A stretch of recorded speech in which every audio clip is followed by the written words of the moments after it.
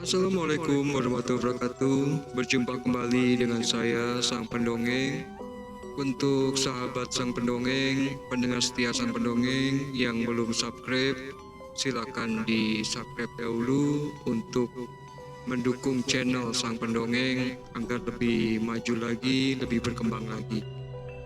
Kali ini saya akan membahas atau menceritakan sebuah kisah kiriman yang dikirim oleh Mas Dandi yang asalnya dari daerah Jawa Timur.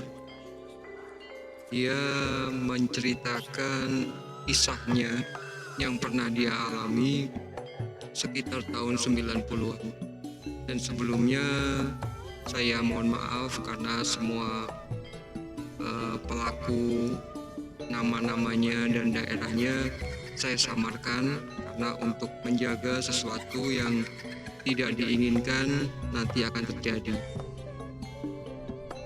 Jadi singkat cerita di sini saya akan menceritakan Dandi ini asli dari daerah Jawa Timur. Di kampungnya dia bekerja membantu orang tuanya di sawah atau di ladang, dan kesehariannya hanya seperti itu. Maka dia bertekad untuk pergi ke ibu kota untuk menambah wawasan dan pengalaman dia. Singkat cerita, Dandi ini pun berangkat ke ibu kota dan dia melamar pekerjaan di suatu instansi. Dia diterima di suatu kantor menjadi office boy, jadi cleaning service seperti itu. Tanpa menunggu waktu yang lama, kurang lebih sekitar 1 bulanan, Dandi ini sudah akrab dengan rekan-rekannya yang bekerja juga jadi cleaning service di perusahaan tersebut, di kantor tersebut. Sehingga suatu ketika si Dandi ini berkenalan dengan seorang gadis yang bekerja juga di perkantoran tersebut dan menjadi office boy juga. Sebut saja namanya Rani. Ya, Rani ini bekerja di kantor tersebut, hanya beda shift. Jadi kalau Rani ini shift pagi atau shift 1, Dandi ini shift 2. Dan sekitar 2 bulan kemudian hubungan mereka ini semakin dekat, layaknya pacaran lah seperti itu. Dan Dandi ini pun sering ke tempat kontrakannya Rani ini, dan bisa dikatakan gaya pacarannya Rani dan Dandi ini tergolong bebas. Jadi mereka ini berpacaran sampai terlalu jauh, berhubungan badan, berhubungan seperti layaknya suami istri. Dan semua itu berjalan begitu saja tanpa ada kendala dan sebagainya, hingga suatu ketika Dandi ini dan Rani ini mendapatkan libur yang sama. Dan saat itu Dandi tinggal tidur di rumahnya, di kontrakannya Rani, dan si Dandi ini mengajak Rani untuk berhubungan badan. Dan saat itu Rani menolak dengan halus sambil berkata, "Mas, maaf ya, saat ini nggak bisa, aku lagi ngidam." Saat itu, saat Dandi mendengar bahwa Rani sedang ngidam, dia sontak terkejut dan matanya pun terbelalak menatap kayak si Rani ini, berpikir berarti Rani hamil. Dan saat itu Dandi berpikir, ya itu hamil anak dia gitu, anaknya si Dandi ini. Saat itu dengan perasaan senang, bingung, takut, semua berjadi satu dalam hatinya si Dandi ini.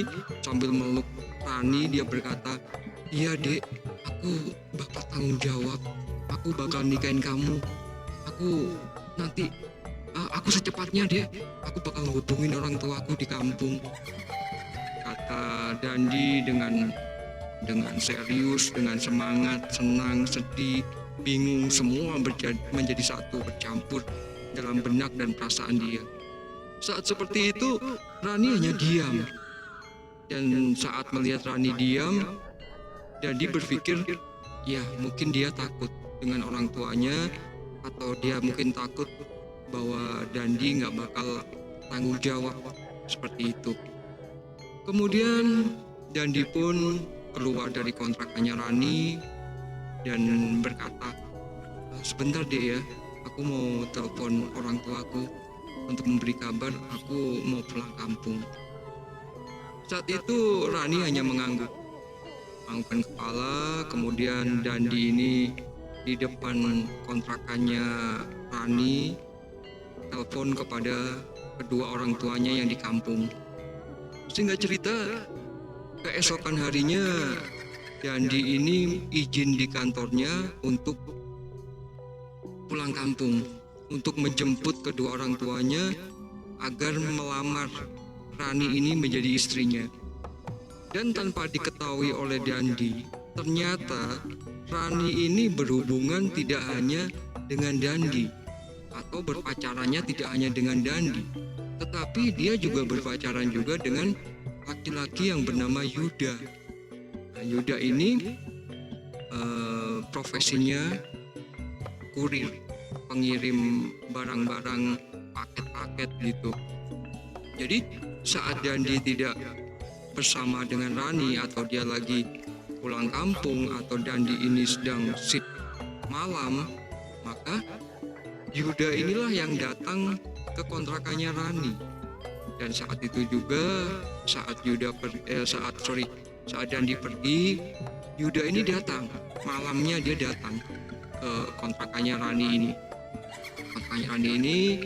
Dan seperti biasa, dan hubungan Rani dengan Yuda ini juga bebas, tergolong bebas, karena mereka berdua juga sampai melakukan hubungan suami istri juga, seperti itu.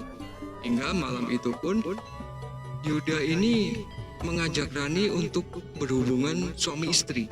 Namun lagi-lagi Yuda ini ditolak dengan Rani dengan berkata, Bang, maaf ya bang, untuk malam ini aku nggak bisa karena aku lagi nyidam. Dan lagi-lagi Rani mengatakan bahwa dirinya sedang nyidam. Saat itu sontak Yuda juga berpikir bahwa Rani sedang hamil anaknya dia gitu. Maka Yuda dengan senang dia mengatakan bahwa dia akan segera menghubungi keluarganya untuk melamar Rani. Dan saat itu Rani tidak berkata apa-apa juga. Dia hanya menunduk dan menangis saat di hadapan Yuda.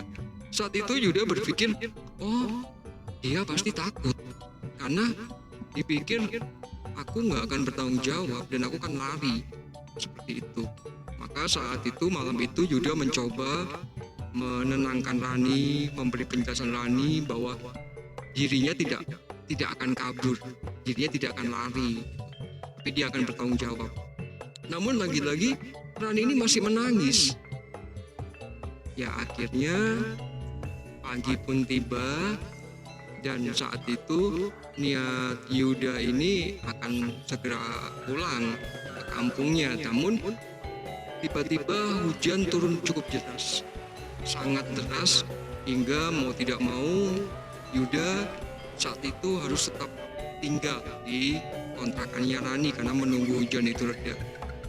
Hingga ditunggu sampai jam 8 pagi, jam 10, jam 12, jam 3, jam 5, bahkan sampai jam 9 malam hujan ini tidak juga reda.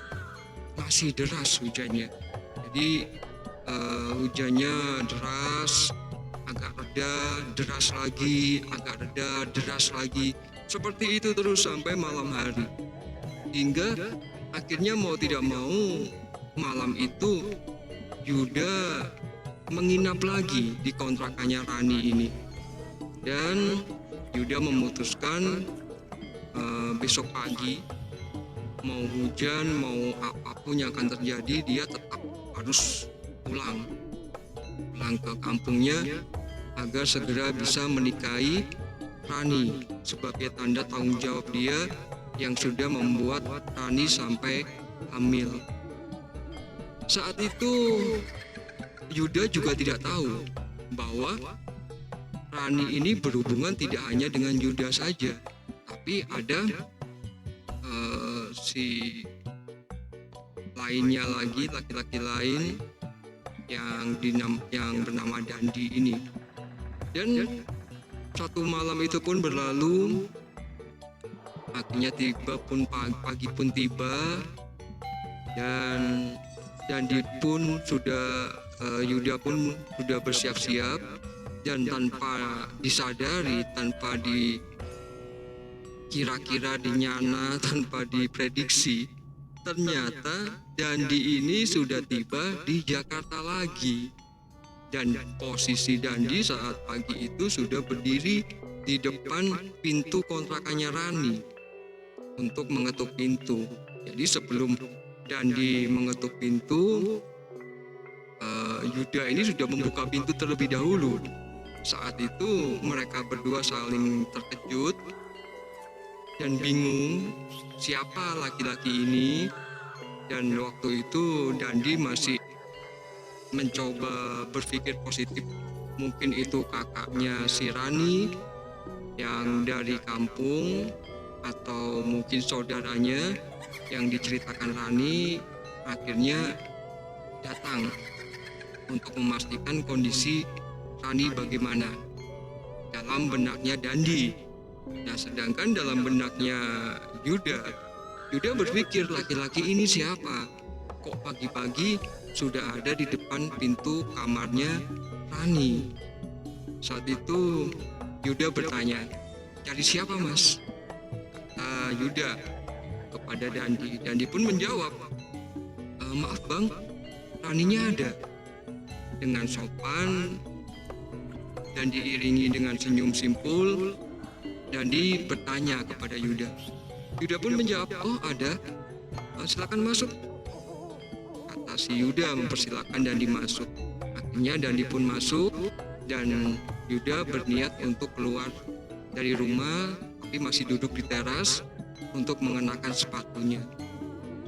Saat Yuda mengenakan sepatunya, Rani ini keluar dari kamarnya dan menemui Dandi.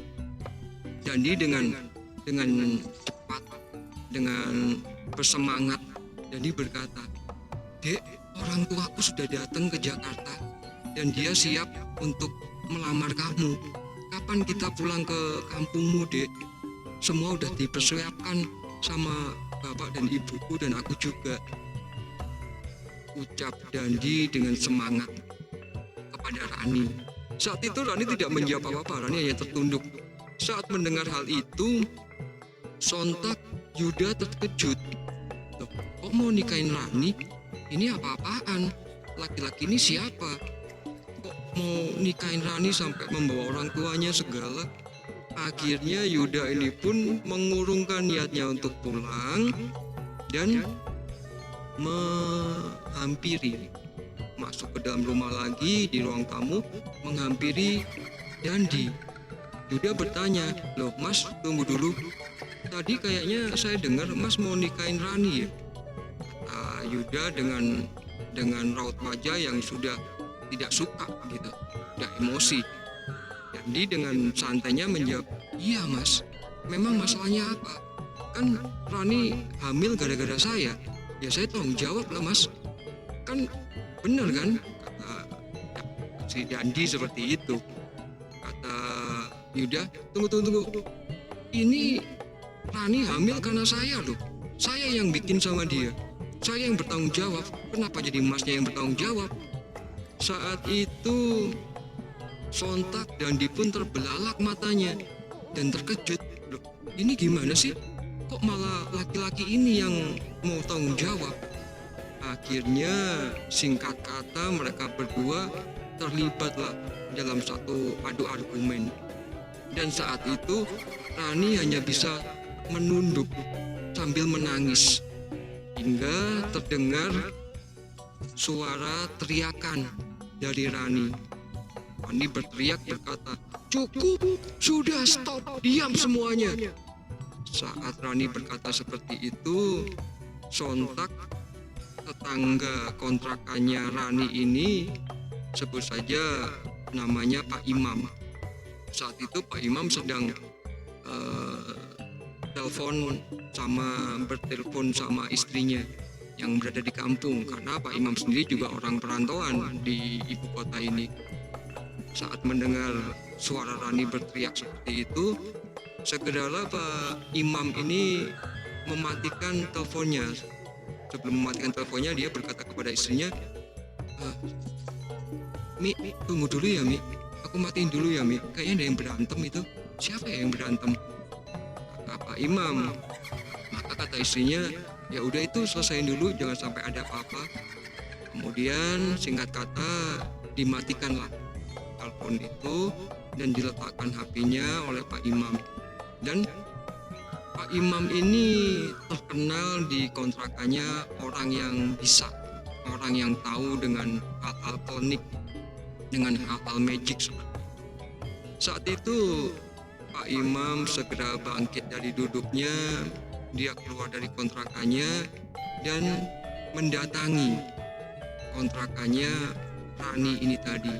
Dan saat Pak Imam datang di kontrakan itu, terlihat dua laki-laki yang berantem, udah tonjok-tonjokan gitu, udah saling panas. Akhirnya semaksimal mungkin Pak Imam ini tadi memisahkan antara Dandi dan Yuda.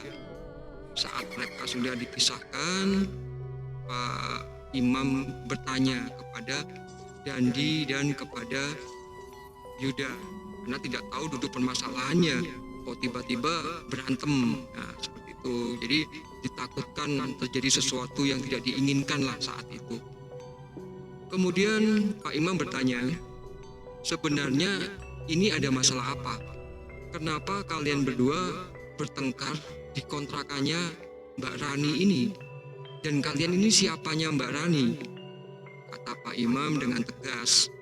Kemudian saat itu Dandila yang berkata, "Begini Pak, saya ini pacarnya Rani dan saya ini tadi tujuan saya ke sini untuk memberitahu pada Rani bahwa saya siap untuk menikahi Rani, karena saat ini Rani sedang mengandung anak saya Pak. Tapi tiba-tiba ini abang-abang satu ini tahu-tahu marah-marah ke saya. Katanya itu Rani hamil anaknya dia Pak. Ya saya nggak terima Pak." Tanya Dandi. Saat itu tiba-tiba Yuda pun berkata-kata, kata Yuda, "Ya jelas nggak terima dong. Itu kan anakku. Kok kamu ngaku-ngaku jadi anakmu, gimana sih? Nggak jelas juga ini laki-laki." Kata si Yuda. Saat itu Pak Imam cukup bingung. Loh, ini yang bener anak siapa? Kok bapaknya ada dua? Kata Pak Imam, "Kok bisa bapaknya ada dua?" gitu. Akhirnya kata Pak Imam, ya udah Yuda, sekarang diam dulu, kalian berdua diam. Gini, maaf Mbak Rani, sebetulnya ayah dari bayi yang Mbak Rani kandung itu siapa bapaknya dari mereka berdua ini? Kata Pak Imam mencoba bertanya kepada Rani. Dan saat itu Rani ini masih tertunduk sambil menangis, terisak-isak begitu. Akhirnya Pak Imam bertanya lagi dan belum mendapat jawaban. Rani ini masih aja menangis gitu. Akhirnya Pak Imam berkata kepada Yuda, "Tolong ambilkan air minum di gelas." Kemudian Yuda pun bangkit dari tempat duduknya dan mengambil air minum, kemudian diberikan kepada Pak Imam, dan saat itu gelas tersebut dipegang oleh Pak Imam dan dibacakan sesuatu. Setelah itu diberikanlah kepada Rani dan disuruh minum oleh Pak Imam. Kata Pak Imam, Mbak Rani, air ini diminum dulu ya, biar tenang. Setelah itu, ayo kita omongin bareng-bareng. Sebetulnya siapa ayah dari bayi yang Mbak Rani kandung itu? Kata Pak Imam dengan senyum simpul sambil menyerahkan gelas yang berisi air putih. Saat itu gelas air putih yang berisi air putih itu diterimalah oleh Mbak Rani, oleh Rani ini tadi, dan segera diminum. Setelah diminum, sekitar setengah gelas lah diminum, kemudian diletakkan di meja. Saat itu terlihat Rani ini sudah mulai tenang, dan Pak Imam bertanya lagi kepada Rani, ya sudah, sekarang Mbak Rani bisa bicara, jangan takut, di sini ada saya. Sekarang katakan, siapa ayah dari bayi yang Mbak Rani kandung itu? Saat itu tiba-tiba ekspresi wajah Rani ini berubah. Wajah Rani ini menjadi pucat dan matanya terbelalak merah. Dia memandang kepada Pak Imam dengan penuh amarah. Kemudian dengan ekspresi tangan yang menggenggam berada di atas lututnya, dia terdengar suara menggeram. Jadi seperti itu. Dan saat itu Yuda dan Dandi mulai bingung. Duh, Rani kenapa? Kenapa kok tiba-tiba seperti ini? Wah, jangan-jangan kesurupan ini. Akhirnya Dandi ngomong ke Pak Imam, Pak, Rani kayaknya kesurupan, Pak. Dengan ekspresi takut dan gugup. Begitupun dengan ekspresinya Yuda. Saat itu Pak Imam hanya tersenyum simpul dengan tenang berkata, sudah kalian tenang, gak usah takut.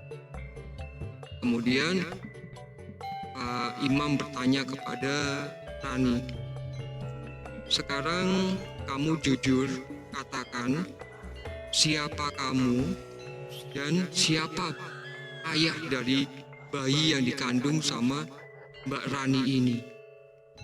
Saat itu sosok yang ada di dalam tubuh Mbak Rani ini berkata dengan suara yang berat dan mata yang terbelalak. Dia mengatakan, tutup dulu Karuni, tutup dek nih, tutup,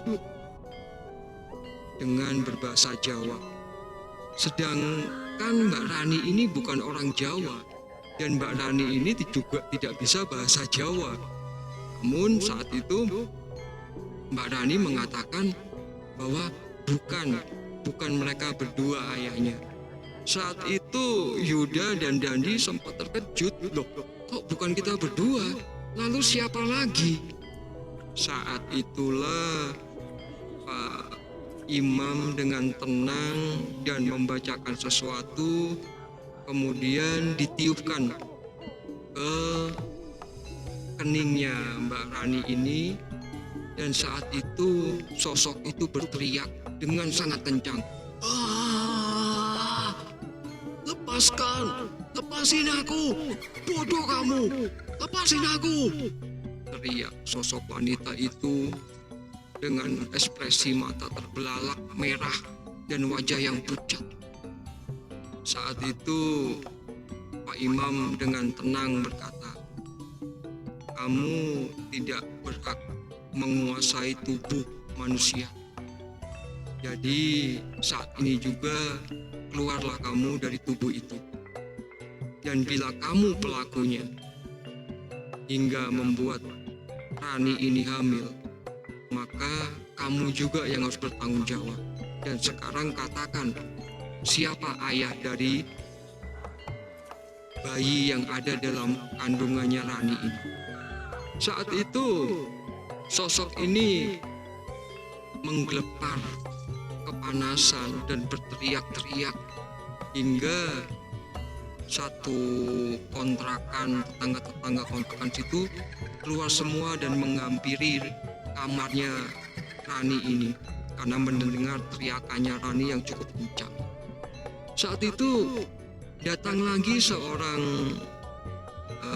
ustadz saja namanya Pak Imron. Pak Imron ini menghampiri Pak Imam dan bertanya apa yang terjadi. Kemudian Pak Imam berkata, ini perempuan ada yang ngikutin, nenek-nenek, tapi nggak tahu siapa ini apa.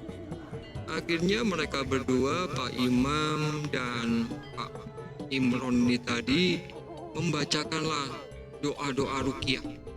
Diruqyahlah Mbak Rani ini tadi hingga sadar niatnya seperti itu. Ternyata di tengah-tengah melakukan ruqyah itu, disitulah sosok wanita tua ini mengatakan, menceritakan bahwa sesungguhnya Mbak Rani ini menganut atau mengikuti pesugihan yang ritualnya itu harus melakukan hubungan badan. Dan setelah melakukan hubungan badan dengan makhluk jin atau setan lah seperti itu yang merasuki ke tubuh laki-laki itu, maka dia akan mendapatkan uang dan emas.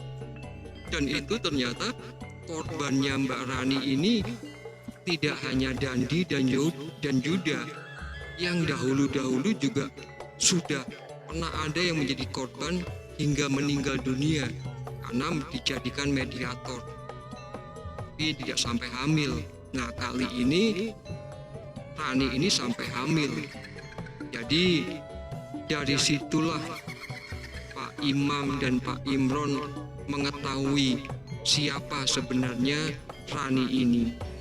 Karena selama ini mereka berpikir bahwa Rani bekerja di suatu instansi atau suatu kantor, suatu perusahaan sebagai cleaning service, tidak lebih.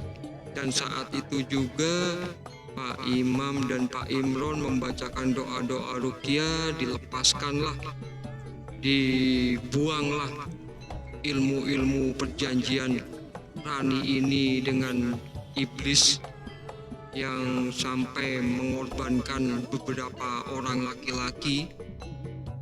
Dan saat itu, saat Pak Imam dan Pak Imron membacakan doa-doa ruqyah, di situ tubuhnya Rani makin berteriak, menggeliat, kepanasan. Dia teriak panas, panas, panas, sambil berteriak, sambil menutup telinganya, sambil dia berguling-guling di lantai. Disaksikan dengan penghuni kontrakan situ. Akhirnya sekitar 45 menit kemudian Rani ini pun pingsan. Pikirnya orang masyarakat, pikirnya tetangga kontrakannya, oh pingsan dia. Padahal sesungguhnya Rani ini bukan pingsan. Rani ini telah meninggal dunia dengan posisi mata yang terbelalak, bibir yang menganga, dan mengeluarkan busa dari bibirnya. Dan saat itu mereka semua sangat terkejut saat Pak Imam mengatakan bahwa Rani ini telah meninggal dunia. Jadi saat itu setelah Rani meninggal dunia, kemudian si Dandi menghubungi keluarganya Rani melalui ponselnya, dan singkat kata Rani ini jenazahnya pun diantarkan ke kampung halamannya, diserahkan kepada keluarganya. Sedangkan Dandi dan Yuda baru sadar, baru tahu, diberitahu oleh Pak Imam dan Pak Imron bahwa ternyata selama ini mereka berdua itu hanya dijadikan mediator untuk berlangsungnya pesugihan yang dijalani oleh Rani. Jadi singkat kata, akhirnya Yuda pun pulang kampung, dan Dandi pun juga memutuskan untuk resign dari tempat pekerjaannya, dan dia pulang kampung, dan Dandi diobati oleh keluarganya karena saat itu ternyata Dandi ini mengalami sakit di alat kelaminnya, seperti sakit raja singa atau dalam bahasa medisnya sifilis seperti itu. Jadi dibutuhkan pengobatan secara intensif. Sedangkan beberapa bulan kemudian dapat kabar dari rekan kerjanya Dandi bahwa ternyata Yuda ini meninggal dunia dengan tidak wajar. Dari situlah Dandi sangat bersyukur bahwa dirinya masih bisa terlepas dari cengkeraman hal-hal gaib seperti itu. Jadi sesungguhnya dimanapun kita berada, entah itu di kota, entah di perkampungan, entah dimanapun kita berdiri, dan zaman semaju apapun, namun sesungguhnya hal-hal gaib, mistik, dan apapun itu tetap ada, tergantung bagaimana kita menyikapinya. Jadi kemanapun kita pergi, tetaplah waspada, tetaplah berhati-hati, jaga tata krama, etika, sopan santun, dan terutamanya lebih dekatkan diri kepada Allah Subhanahu wa Ta'ala. Sekali lagi saya ucapkan semoga dari kisah ini bisa dipetik hikmahnya, bisa diambil pelajarannya. Saya ucapkan kalau ada salah kata, sekali lagi saya ucapkan mohon maaf. Assalamualaikum warahmatullahi wabarakatuh.